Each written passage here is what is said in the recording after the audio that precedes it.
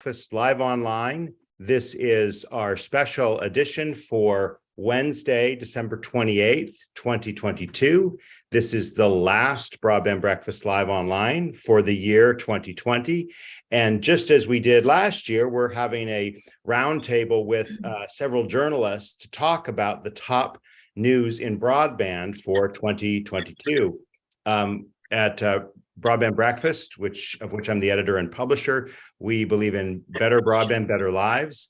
For us, that means that we want higher capacity internet everywhere. And we also want to make sure that people have the tools and the ability to use that broadband. We also cover controversies around big tech, Section 230, privacy, net neutrality, these issues, because they are so central to the way broadband is used and experienced in our country, but really globally, everywhere, right?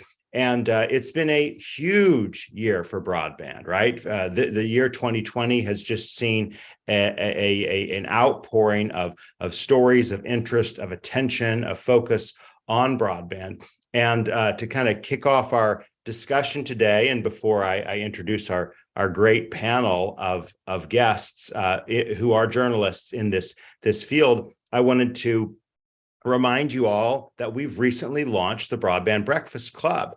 And the Broadband Breakfast Club is a special members-only set of tools, resources, and a variety of other coaching opportunities for those of you who want to get more from your experience with Broadband Breakfast. We report every business day. We're publishing stories free of charge on Broadband Breakfast, as well as these events, these Broadband Breakfast live online events that we do every Wednesday. And we've recently launched the Broadband Breakfast Club. You can learn about it by clicking on the Breakfast Club at the top of your of Broadband Breakfast, and it includes access to our signature course on digital infrastructure, 2 hours of monthly group coaching on broadband deployment, exclusive monthly report on the latest broadband development, and exclusive access to video content from our conferences. And we just finished a conference a little over a month ago, the Digital Infrastructure Investment Washington event. This took place in Washington, Clydesdale Gallery Place. We'll be doing another couple of events in the new year. Stand by for announcements about those. But this is we just had a great panel, and including one of our panelists today is from the Institute for Local Self-Reliance, and we had Christopher Mitchell of ILSR's Municipal Community Broadband Networks program. So that's just an example of some of the things you will receive as being part of the Broadband Breakfast Club. And in our special 12 Days of Broadband program, we are making available the report, which I'll be talking about just now, the 12 top stories of broadband in 2022. This is what we've published. We published kind of teaser content for these, and you can go to the Breakfast Club tab and see the Breakfast Club content.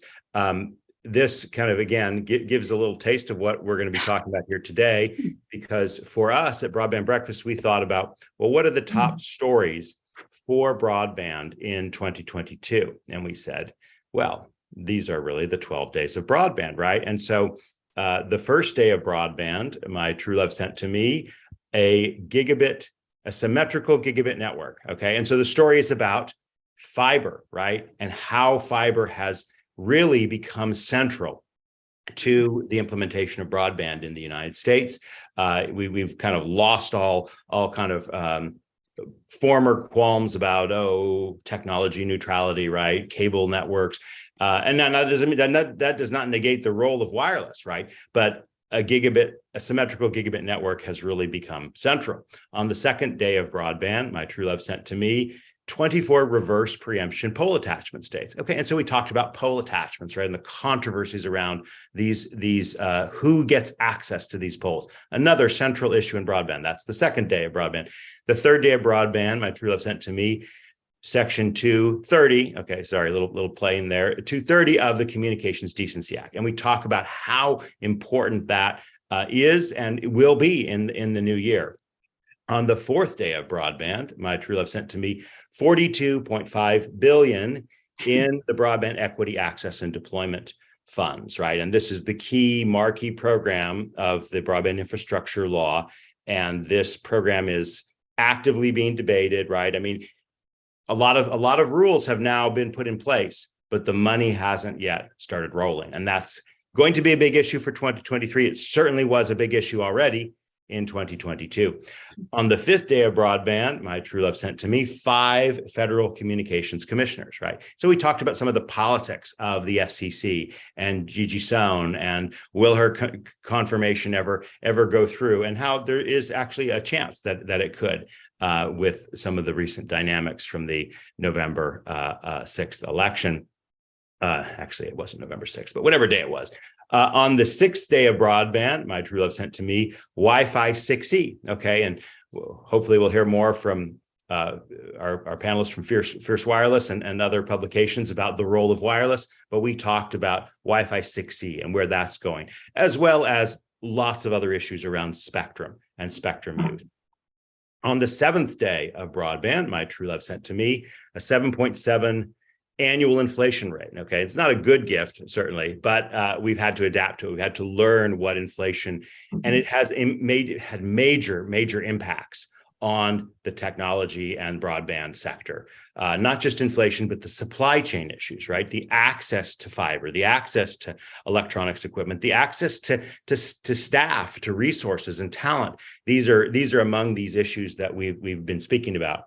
The 8th day of broadband, my true love sent to me 8,132,968 census blocks and a national broadband fabric. Okay, and this is another big issue of 2022. This broadband fabric, and we're in the thick of it right now, right? That we're not through this yet by any stretch of the imagination. And so, if you care about broadband and broadband deployment, you likely want to know a lot about the broadband fabric. The 9th day of broadband, my true love sent to me $9 billion in the Universal Service Fund, right? So let's not forget, even though there's this $42.5 billion fund of capital expenditures coming, there's $9 billion recurring every year through the Universal Service Fund. And there's a lot of controversy, particularly about the contribution side of that right now. Who is going to pay and how it's going to change? Are big tech firms going to be assessed charges in a way they haven't been before? That's part of the controversy there. On the 10th day of broadband, my true love sent to me more than $10 billion remaining in the Affordable Connectivity Program. A little bit of a fudge, right? There's about $14 billion there, but we needed to get a 10th day. And the 10th day is about how this money is being accessed. So this is the other big chunk, right? Of that 42.5 we talked about, there's another 22.5 in the 65 billion. And the biggest chunk of that additional funds is the Affordable Connectivity Program. And there's a lot of issues. And I know ILSR, the Institute for Local Self-Reliance, has done a great report. We linked to it on the Affordable Connectivity Fund. Okay, 2 more days, guys, right? The 11th day of broadband, my true love sent to me, the 11th year of Xi Jinping's rule in China, okay? And why China? Well, because the tech world has become ground zero in what is the Cold War 2.0, right? I mean, this is a Cold War battle that we are in the thick of with China, and technology, whether it's telecommunications gear from companies like Huawei and ZTE, or whether it's TikTok, right, and potential bans for TikTok, or whether it's the semiconductor plants, right, in Taiwan, right? These are now very central to this geopolitical issue, and we're now facing a rival that is kind of going away from a democratic system. Well, never were democratic, don't mean to imply that, right? But there were at least some norms that had been established that Xi Jinping is abandoning in his 11th year of rule, right? He's going against that 2-year term that had been in place for decades. And finally, the 12th day of broadband, my true love sent to me 12 or more state broadband officers. These people are going to be central to the rollout of broadband in 2023, 2024, and beyond. And so we focused a lot on them in our work at Broadband Breakfast. And, the story in the 12th day does talk about how important these state broadband officers are going to play in this process. Thanks for bearing with me as I gave my top stories, or Broadband Breakfast top stories. We don't want to neglect to thank our sponsors, without whom we would not be able to do these programs every week. Our sponsors include Utopia Fiber, Broadband.money, Google Fiber, Broadband Now, Lightbox, the Wireless Infrastructure Association, Geo Partners LLC, Ookla, Michael Baker International, Pinpoint Capital Advisors, Bitstream Communications, Positron Access, the California Emerging Technology Fund, and Broadband Toolkit. Thank you to each of our sponsors. And now let's introduce our panel. We are so grateful that we have with us Linda Hardesty. Linda is the editor-in-chief of the Fierce Telecom Group. She is a very well-known expert in broadband, and not just broadband as maybe narrowly understood, but broadly understood. And Fierce Telecom is, of course, extremely well-read publication, Fierce Wireless, Fierce Telecom. We're so happy that you could join us this week, Linda, and look forward to hearing your insights on the top broadband stories of this year. I think we're going to have Sean Buckley following. Sean is, and repeat performance for Sean. Thanks for being with us this year again, as well as last year. Sean is the editor-in-chief of Broadband Communities, and Broadband Communities is one of the premier conferences and magazines focused on fiber optic infrastructure, the fiber-focused world. He has worked at other telecommunications publications, including Fierce Telecom, I understand, as well as Telecommunications Magazine and Telecom Engine. And great to see you again, Sean, and always look forward to my issue of Broadband Communities that I read voraciously when it arrives. Thank you for all the work you do on that. And then batting cleanup will be Sean Gonsalves. Sean Gonsalves is a former reporter and continuing reporter. He was with the Cape Cod Times and has worked at the Oakland Tribune, Kansas City Star, Seattle Post-Intelligencer. And as one of the leading reporters and perhaps editors, I can't recall if you have editing duties on your title there, but he's totally a senior reporter and leading editorial figure at the Institute for Local Self-Reliance's Community Broadband Networks Initiative. And we love the Community Broadband Networks Initiative. Sometimes people may think of Community Broadband Networks Initiative as an advocacy group, and maybe they are, okay, but they are a reporting shop. They do good stuff, right? And so if you want to understand what's going on in broadband and community broadband, you got to read Institute for Local Self-Reliance and what Sean and the others at the team, Chris Mitchell, I've already referenced, and Rye and many others on the team. So I'm sure you can tell us more as well, Sean, when you get your turn about, and please take a moment to tell us a little bit about, Fierce and what you're covering and how you view the world and broadband communities and Institute for Local Self-Reliance. So with that, let me pass the torch to Linda. Tell us a little bit about yourself, Fierce, and your take on the top broadband stories from 2022. Okay. All right. Thanks a lot, Drew. You already said I'm the editor-in-chief of Fierce Wireless, Fierce Telecom, and Fierce Video. I guess just legacy. We have these silos of coverage.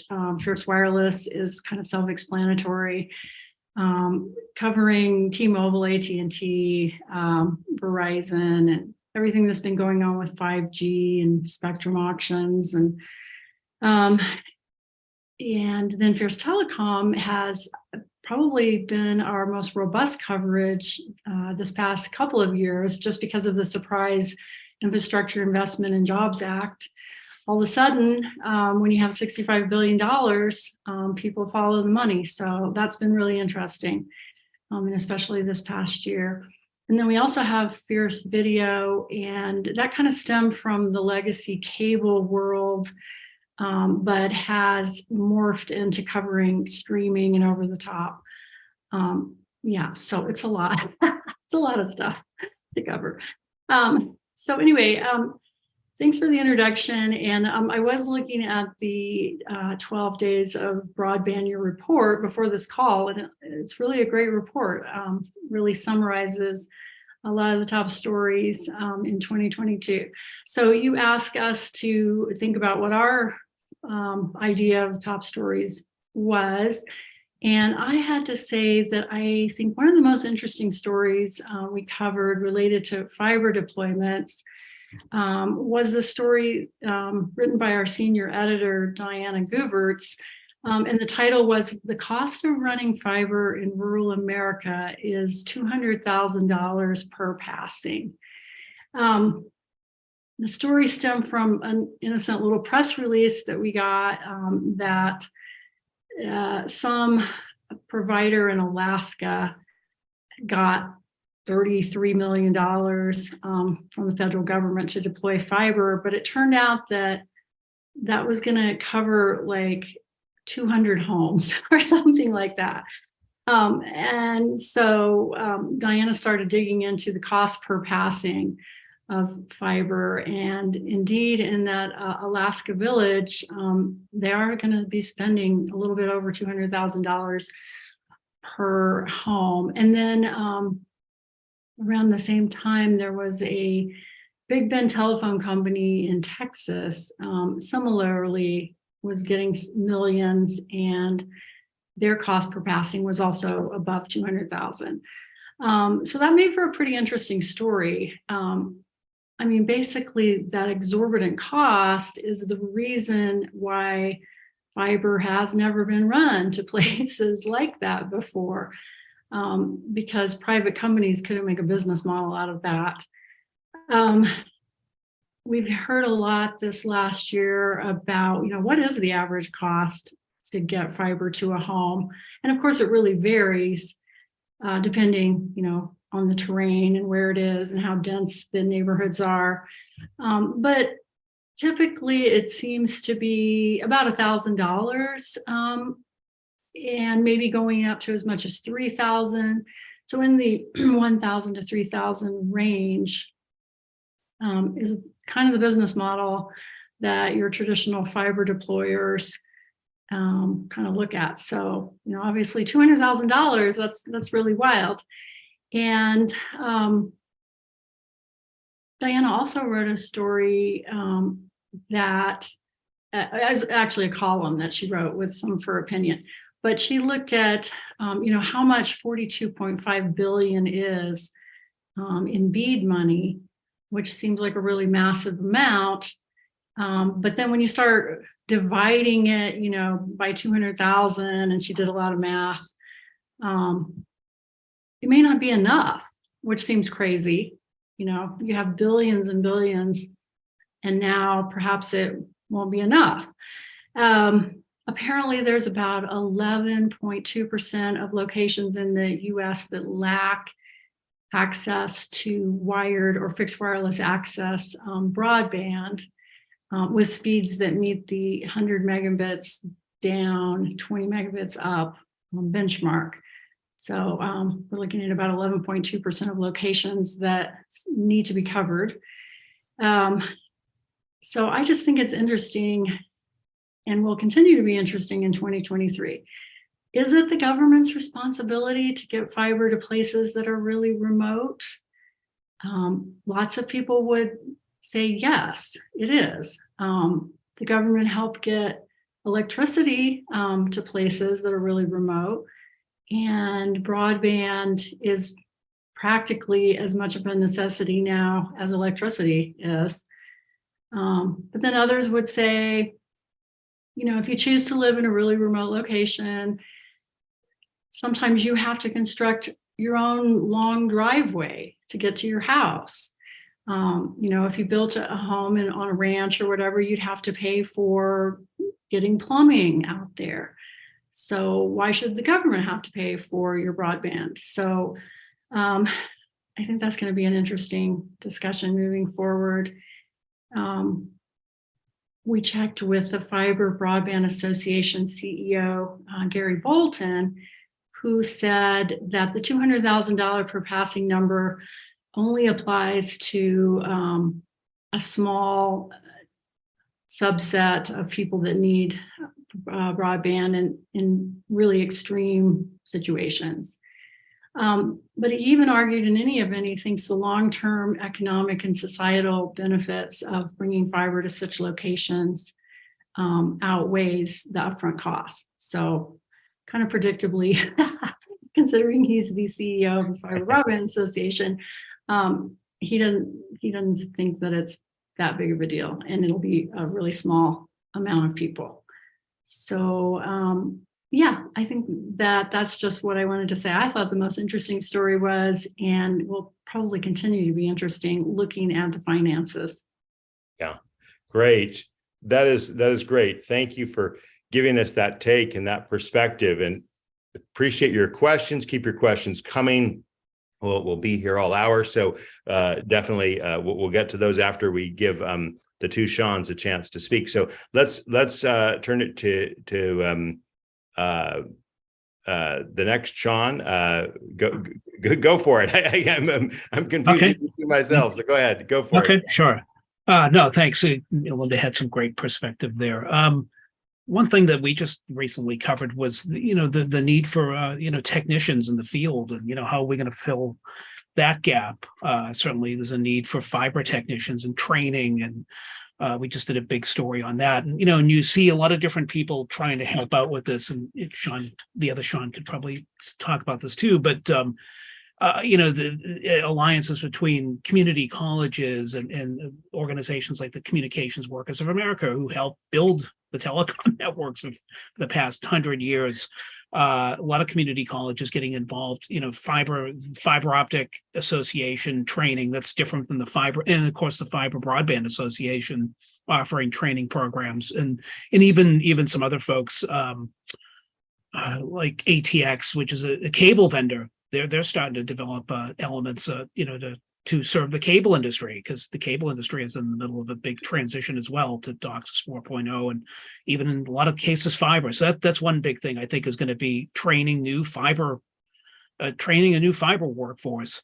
A slightly different angle too that we've been looking at. Broadband Communities looks a lot at multi-dwelling units, broadband and multi-dwelling units. So we've been looking at a lot of things like bulk services and those kinds of agreements with different property owners, and things like, you mentioned Wi-Fi 6. Well, there's a lot of managed Wi-Fi in these MDUs, and it's not a fit for every kind of property. Some will do fiber, some will do leverage the existing coax. I mean, they're going to a lot of different ways, but certainly managed Wi-Fi is taking off.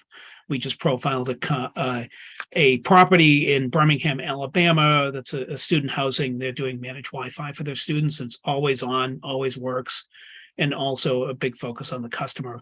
And then, I guess on the community side, I just keep bumping into more and more communities. The other Sean could probably tell you even more, but a lot of communities are getting really inventive out in Western Massachusetts. There was 53 towns that wired up into the last mile infrastructure program in Massachusetts to get fiber out to different really remote towns in the middle and in the mountainous part of Massachusetts. I live northeast, but some really challenging areas. We just talked to Westfield Gas and Electric about a week ago, and they're doing some really fun, interesting things. And then even on a smaller level, like I'm really impressed by communities like Far Texas, which I found out about in the Fiber Broadband Association monthly magazine they put out. And really just this community got up and just decided they took the broadband reins by the hand, and really are now creating their own network for their community and just trying to serve their own community. So those are just some of the highlights. There's certainly more open access. I know that's going to get talked about a lot. There was an announcement with AT&T creating some new fiber thing. Of course, there's Utopia and the others that have been far more experienced, but I think that will also play a role this year. But so those are some of the top things for me. Say another word or two about that GigaPower announcement. We reported on the Broadband Breakfast yesterday. I think it came out Friday. Right. I have not looked into this in detail. What do you know about this, Well, Sean? not much more than what's in the press release, but it's some kind of way for AT&T, I guess, to kind of go out of region with their fiber. But and then they'll rent it to other people. But not many details. But Yeah. we'll try to follow up with AT&T. Sometimes they're willing to talk to us. Sometimes they're not. Well, and it's so interesting. Sometimes these big telcos like AT&T and Verizon, sometimes they're really big into fiber. Hey, let's do it. Let's do it. It's fiber. Right. And sometimes they're like, oh yeah, whatever, fiber. We're going to focus on our wireless business, right? And Right. it's almost like every couple of years they switch, and I don't know who's on fiber and who's not on fiber right now. It's kind of an interesting dynamic going I guess on. we'll have to see. Yeah. All right, Sean, let's hear from you. So good to have you. Thanks for taking time this holiday season to be with us. Tell us a little bit about Institute for Local Self-Reliance Community Broadband Networks Initiative and the work you've been doing and what you think of as the big stories here. Well, first, let me say nice hat. Merry Christmas. Happy holidays, everybody. I hope the Broadband Breakfast Club is as popular as the movie was, or the Breakfast Club.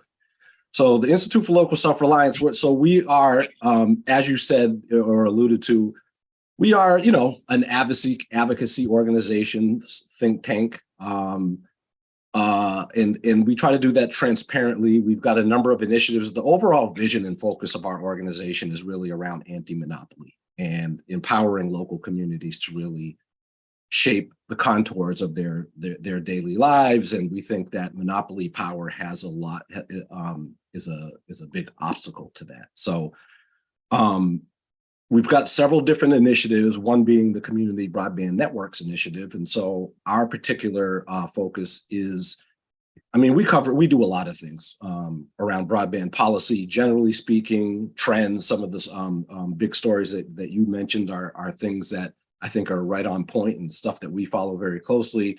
And we also tend to focus on our vision and goal is that everyone should have access to fast, reliable, and affordable internet.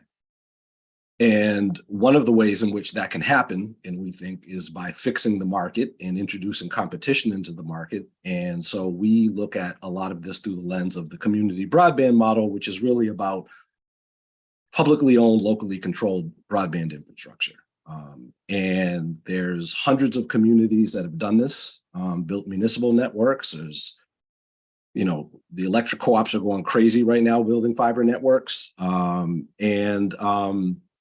So I think, the stories that you identified are huge. BEAD obviously is going to be the main driving factor, how this money gets allocated, and how particularly the states use it. I think so far only something like 11 states have got their initial planning grant funds. Actually, Sean, sorry to update you. They all received them by the 23rd. Of this month. Yeah. So just as of 5 days ago, all that's received their state planning grants. Yes. Okay, so that's good. So then after that, there's the 270 days or so before.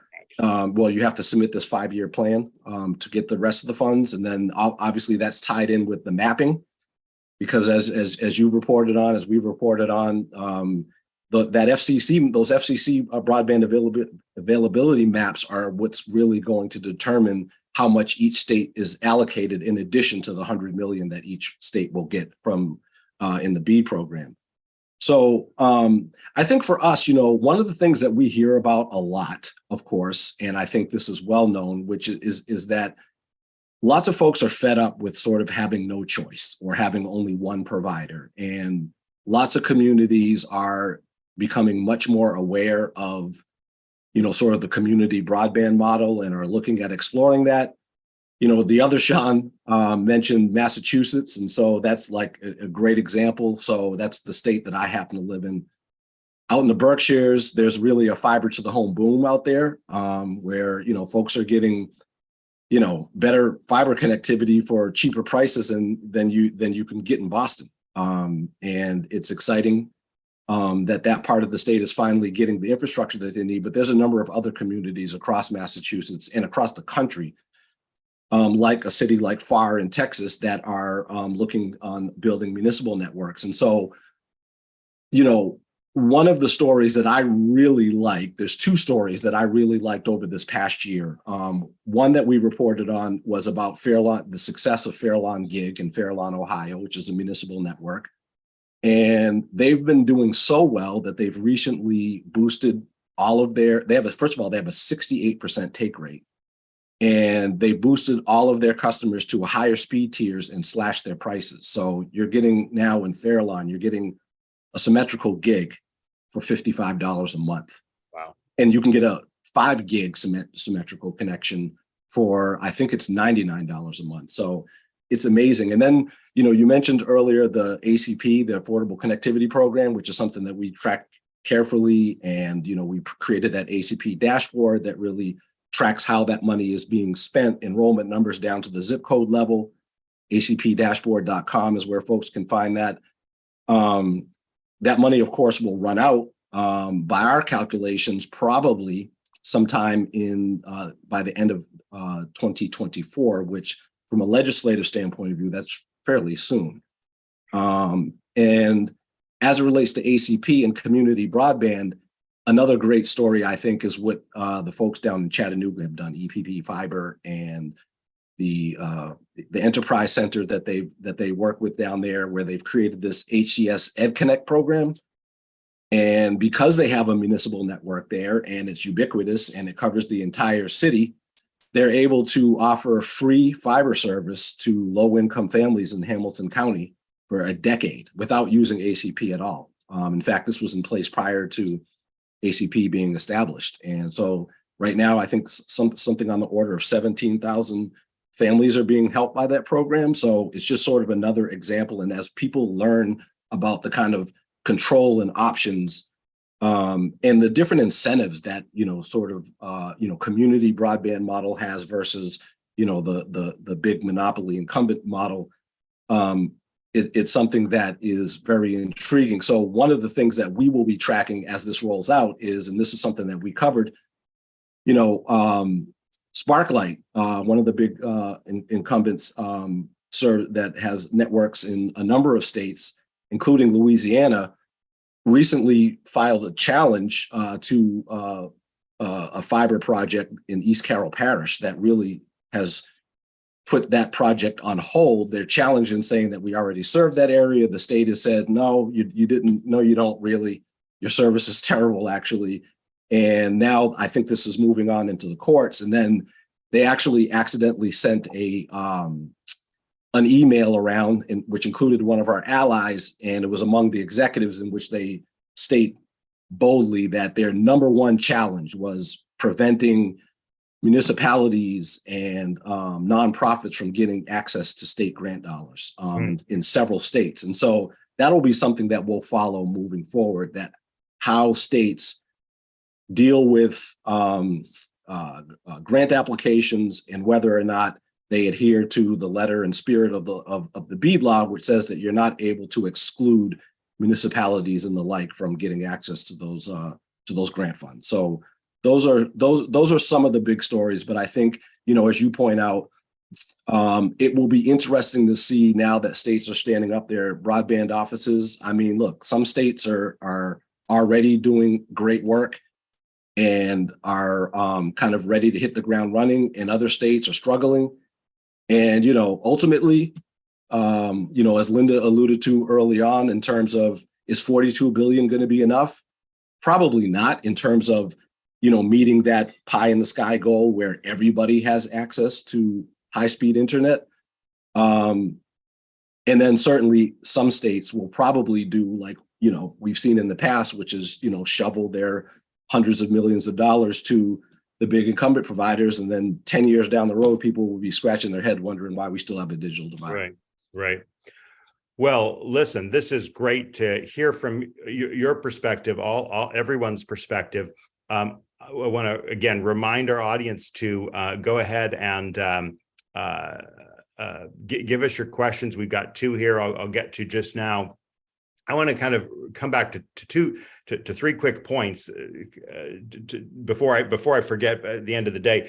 Our next week, Wednesday, January 4th, we're going to have a Broadband Breakfast Live Online live from Las Vegas at the kickoff of the CES, or Consumer Electronics Show, as it used to be called, with one of our reporters, David McGarry, on the ground there, and several others who are attending. So you won't want to miss that.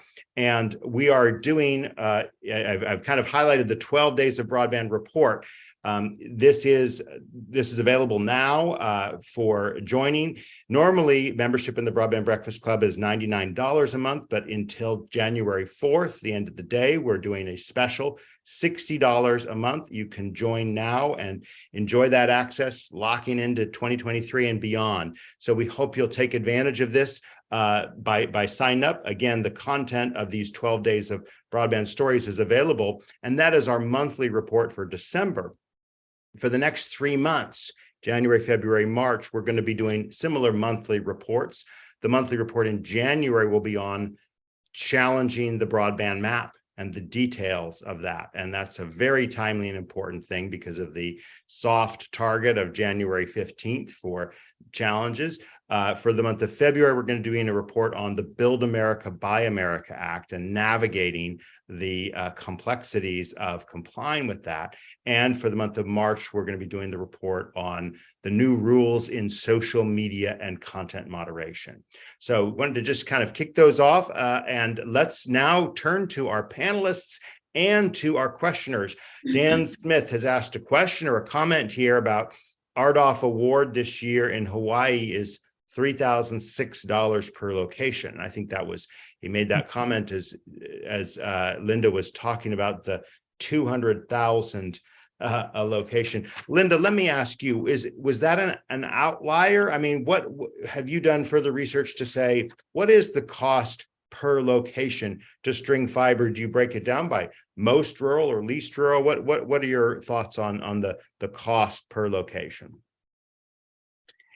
Well, I think my editor, Diana, has done some pretty good research. You can check our site for her column about it. It did have a lot of numbers, and we do listen to the earnings calls of Verizon and AT&T. And so, like I said, I think a good business model is usually in the $1,000 to $3,000 range. I remember at the fiber broadband conference last summer, people were talking about cost per passing. And they were saying, you know, terrain really is a factor. Somebody was talking about the Granite State. I don't know, is the Granite State New Hampshire? New Hampshire, yeah. And it really is granite. Some parts of it, yeah. It's really hard. And they have to do this micro trenching. And so that adds to the cost. I live in Colorado. I recently went to some conference in downtown Denver. And some people from the Colorado broadband office were there. You know, we live in a challenging state as well. Just getting electricity, you know, it's a big, you can see the wires, you know, cutting up a mountain, and there's all the timber, and there aren't any roads out there. So it's really variable, but I think the broadband deployers are pretty good at running their models and their finances. So it's going to be great to get that supplement from the government, but I don't know at what point it's too ridiculous. But I can't really, yeah, anything from like $1 to 200,000. So, somewhere in that range. Sean, what's your take on costs for fiber? Now, again, there's kind of like two competing tensions, right? Where things get more efficient, but also there's just been huge inflation, as previously referenced. Where in your view are costs per mile or costs per house in fiber on average, Sean? Well, I mean, yeah, obviously it does vary depending on the terrain, as Linda mentioned. You know, here in Massachusetts, I think, you know, it's probably about 2,500 per passing. You know, density obviously is a big factor. So the numbers that she put out there are about right. I think somewhere, you know, between 2,000 and 3,000 per passing. And certainly the federal funding going to the states will help. But, you know, you mentioned FAR Texas, you know, FAR is funding a fiber to the home build out, citywide build out, and they did it without any of these grant funds. You know, out in Colorado, there's some great municipal networks, Fort Collins, Loveland, CSU. You know, so lots of, I mentioned Fairlawn Gig earlier. They financed a citywide fiber to the home network without any federal grants as well. So folks are getting creative and finding ways to finance these networks. The question really isn't the cost. It certainly is in terms of making a business case if you are a private provider, but from a municipal broadband perspective or a community broadband perspective, it's really about how your community looks at, it's really a question of political will. I mean, communities and municipalities, do public works that are far more, I mean, it's more expensive to build bike lanes than it is per mile than it is to lay fiber. Roads, water systems, schools, these are all, projects that, municipalities take on all the time. And so in my mind, it's not really a question of the cost per se. It's really a question of political will and whether or not, a community decides to, build it on their own. Linda, let me just make sure I heard right. Are you saying that your reporting was that it was 200,000 per home or per mile? Just so I get this straight here. Per home, per passing. Per home. I mean, and this is a bit of an extreme case or not? I mean, it is an extreme case. Yeah. Yes. Because again, we're more familiar with the 2,000 or 4,000 or more, per home kind of passing, but obviously, and there's so many things that can affect that. If it's a bulk, if it's everyone in a neighborhood, or if it's like, one home, those drive those costs up very much, very quickly. Right. Any additional thoughts on and for both Linda and Sean Buckley on the costs per passing overall and where those costs are going up, down? Yeah, I can't speak specifically to each. That is pretty crazy. I think that was I don't know if that was the GCI announcement in Alaska, but I also see, as Sean Gonzalez talked about, communities are getting creative. I mean, in New Hampshire, they passed a bill a few years ago. I forget the name of the bill, but it allows communities to issue revenue bonds to fund broadband projects, and consolidated communications. Yes, they are an incumbent, but they're doing some good work with. They are doing good work. So with communities that I live in the New Hampshire border, so I can't get fiber, but I know like Pelham and every other town, they're partnering, and it's really interesting to see. And even when you talk to some of the people in those communities like Chesterfield, New Hampshire, which is the western part, they didn't have anything out there. And then, people gave them proposals and they figured out a way. It's just, that's the thing I like to see, is just people being creative. I think the only other thing I could say about costs is just, it depends on, I guess if you're in Alaska, maybe it's a little more prohibitive in terms of terrain. And then of course you have to deal with other things like crossing bridges and the typical things that you have to deal with. So anyway, those are some of my thoughts. Right. No, I mean, it's a good point. And, certainly, I mean, first of all, it's been a big year for fiber. But even at, ILSR, I don't want to make it sound like, I think what is the FBA, what do they say? Something like if it's not fiber, it's not broadband. We don't go that far. There's certainly a need for, a range of solutions, high capacity wireless networks. Maybe the answer, but what I think about is North Dakota is covered in fiber. If you look at our map that shows where fiber is in North Dakota, it's covered in fiber. And if you can get a state like North Dakota covered in fiber, you can probably do it in pretty much any state. You mentioned New Hampshire, Vermont is doing some interesting things with communication union districts. Maine is doing a lot of interesting things with public-private partnerships. So communities are getting creative, and not all of them are building fiber to the home networks per se. I think the toughest problem, I think, right now in getting broadband to folks, particularly low income, is people in multi-dwelling units. Sean mentioned earlier, people in multi-dwelling units, but especially low income people who live in single family homes. It's going to be tough. I think that's the toughest challenge in getting broadband to the point where everyone truly has access.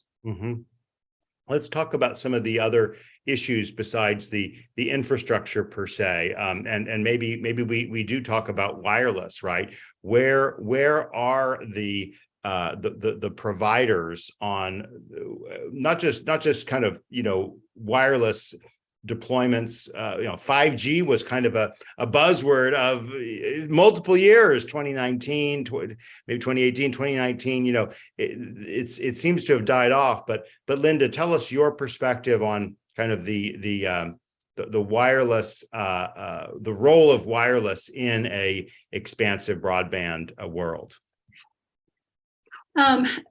I would say that the big wireless carriers, I don't know if they're bummed, but they're kind of left out of the Infrastructure Investment and Jobs Act.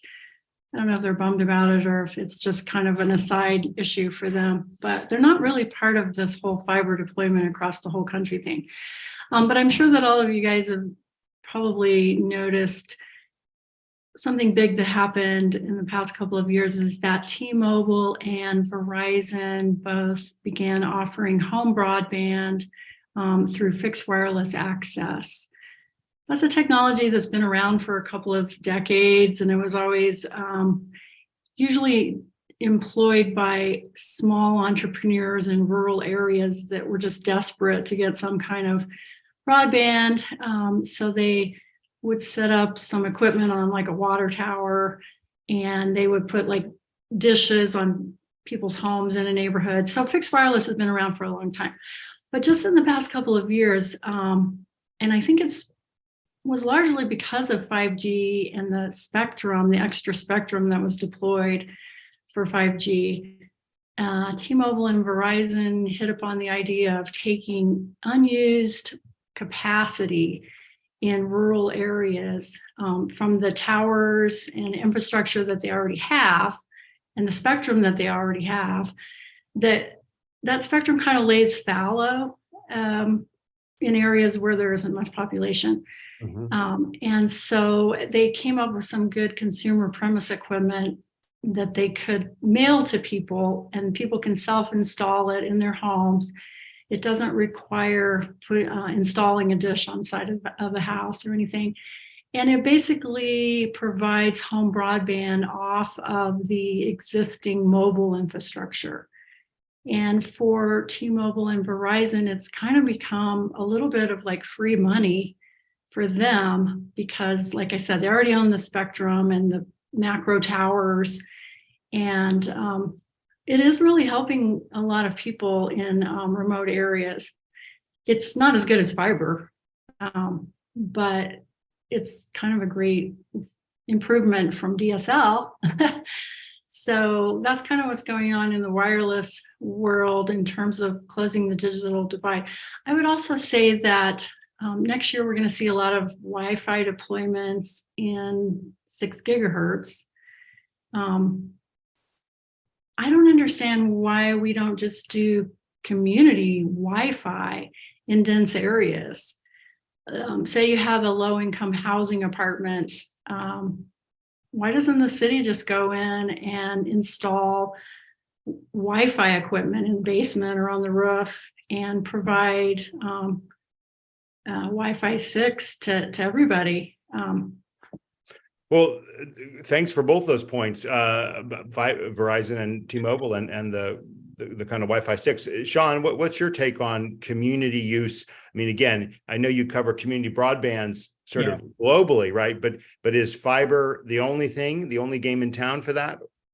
No, certainly not. There's, to Linda's point, there are communities that are experimenting or are building, what we call gap networks. Wireless mesh networks. I mean, Providence has done some interesting things in the Onlyville neighborhood.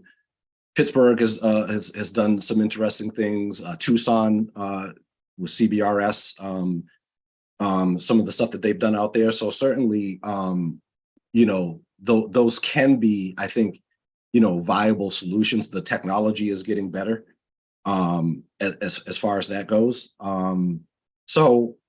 And I know that, like Boston, for example, is starting, there's a big affordable housing developer that's looking at something similar to what Linda's discussing. Like I said earlier, I don't want to, say that, our position at ILSR is that every community should have a citywide fiber to the home network, but certainly that infrastructure is vital, even for wireless. you know, you need that fiber to the towers and what have you. So, yeah.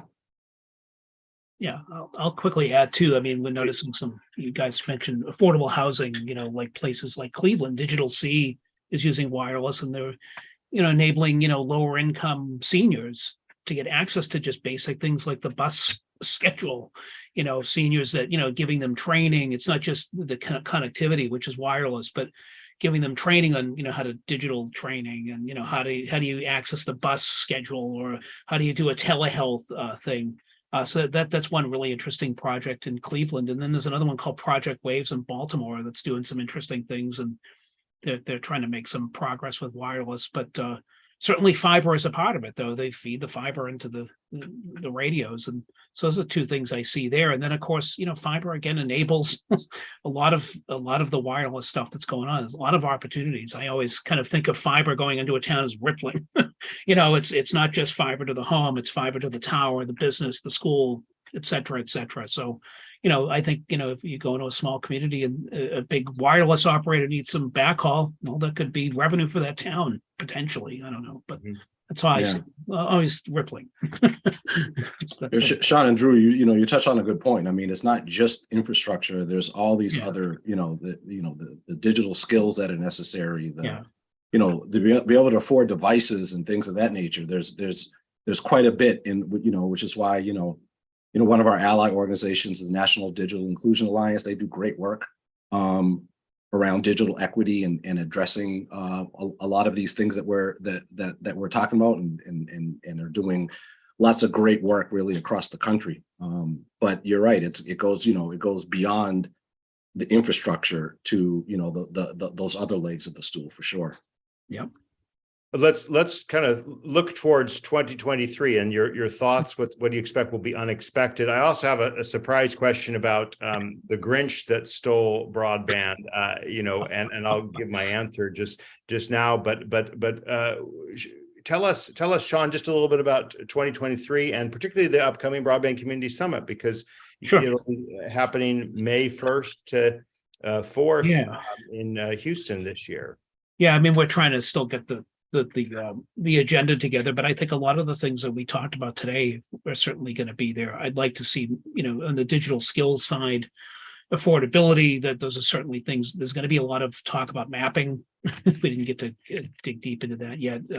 Certainly, you know, we do a lot of stuff on MDUs, you know, all the different flavors of that. And like I said, the construction.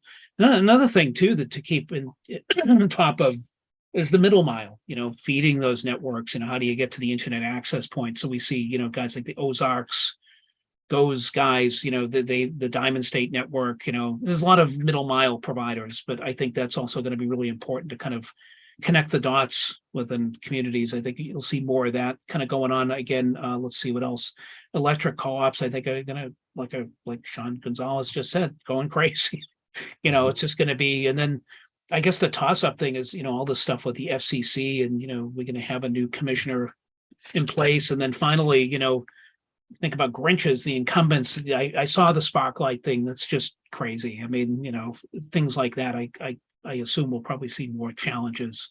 And, you know, they're kind of Grinches, you know, places they don't want to go, but they don't want someone else to go there and provide a good service. I think we're going to probably see some more challenges like that. Nevertheless, I'm feeling upbeat about next year. It's just, and then more public-private partnerships. So this will be something. Feel free to offer your thoughts about the broader tech world and innovation world. I mean, obviously we've just concluded a Congress. Well, I guess technically it hasn't concluded for 4 more days, 5 more days, but you know, there's no session, so nothing's going to happen. The privacy bill, dead, right? It didn't happen. No big changes to Section 230, although they keep being talked about. Broadband is taxable, right? That did not get through. There was a push to get take broadband out of taxability because of all the kind of monstrous costs that have come on. And we're going to be in divided government come next Tuesday, right? I mean, we're going to have a Republican House and a Democratic Senate. So what's all that going to mean for the future? So let's give Linda and Sean Gonzalez a chance. I'm terrible at making predictions. I'm really good at picking up on things when they start to happen, but I have no idea what next year will bring. I mean, gosh, I would have predicted COVID if I had only known. I do think that it's going to be interesting as fiber deployments really start happening, as money starts getting distributed. And I mean, who's going to do it? Who's going to build it? I feel like you can't go anywhere in our country where there's not a staffing shortage. So I have no idea who's going to be doing all of that. And I think that's an issue that's really going to raise its head at some point. Are we going to dip into a recession? It's kind of weird for us to talk about like the staffing shortages, and yet there's a lot of fears about recession right now. Yeah, I can't figure out all that economic stuff. I wish that the Fed would just stop meddling so much. It seems like the economy wants to rise, but then every time the interest rates go up, it takes a hit again. Yeah, I don't know. I just think the whole lack of labor is kind of really a huge factor for about a lot of companies that want to need a lot of blue collar labor to do a ton of work coming up. So I'm anticipating that is going to be an issue in 2023. We got a quick question here from Dan Smith. How can we avoid overbuilding while controlling subscriber costs, the one provider problem? And overbuilding is a word that I know ILSR and I both kind of like, we wince at that, because overbuilding is really another word for competition, right? I mean, there's multiple providers. But I guess the argument is that if there is a fiber network already, I mean, in my view, anything that's not fiber should absolutely 100% be overbuilt, right? Even by federal funds. I just don't get the argument that, we've got 100 by 20 or, 25 by 3, broadband, and we shouldn't be supporting financially a fiber provider. But yet Dan is raising the question, how can we control subscriber costs, right? And the notion being that if you just have one provider, are they going to raise their prices later on, right? Sean, great question. And you're right. I do not like that term overbuilding. That's an engineering term it's been hijacked to cover up the word competition. But I think, one promising thing is that as it relates to this is, as it relates to fiber in particular, are open access networks. So, and they're super popular in Europe, but they're gaining popularity here. Utopia Fiber, Ammon, Idaho. There's the state of Washington and the PUDs there that built a lot of open access networks. So open access networks are fiber networks that is basically, locally or regionally built, and it invites private providers to lease the network. And in areas where there's open access networks, and Detroit is doing something interesting on that front, but in areas where there is open access network, you do see, competition and lower prices, and more choices. So I think open access networks is one way to tackle that challenge for sure. Now, looking ahead in the year, I agree with everyone here. I think the big story coming right out of the gate is going to be getting these FCC maps right. Maybe they'll extend the deadline to file challenges, which at January 13th is the deadline.